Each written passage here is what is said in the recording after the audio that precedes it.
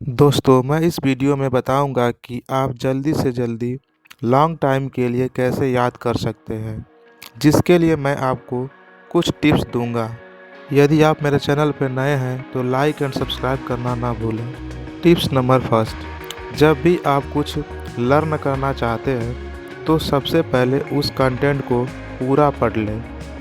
जब आप उसे दोबारा लर्न करेंगे तो आपके माइंड को पहले से ही आगे का कंटेंट पता होगा, जिससे आपको जल्दी याद होगा।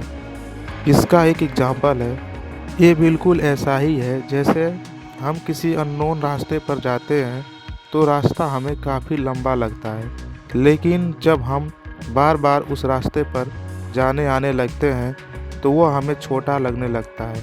ऐसे ही किसी भी टॉपिक को एक बार के बाद दोबारा पढ़ने पर तेज़ी से याद हो जाएगा। टिप नंबर 2, जब आप किसी एग्ज़ाम के लिए पढ़ रहे हैं तो आपको उस टाइम केवल इम्पोर्टेंट क्वेश्चन को पढ़ना चाहिए। यह पैरेटो प्रिंसिपल पर आधारित है।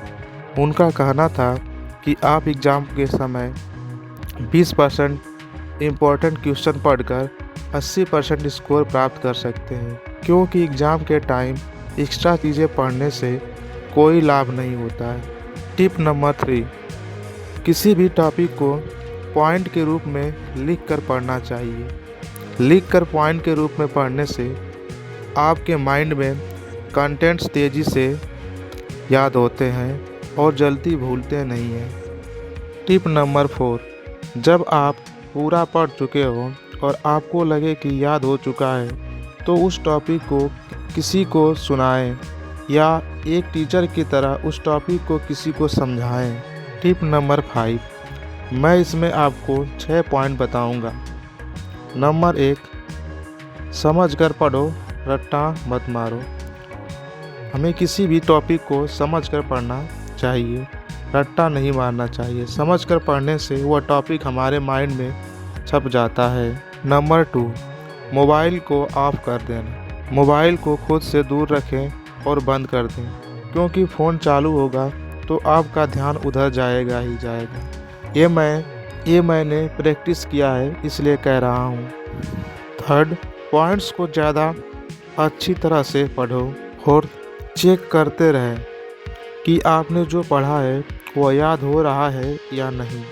केवल पढ़ते हुए आगे नहीं बढ़ना चाहिए।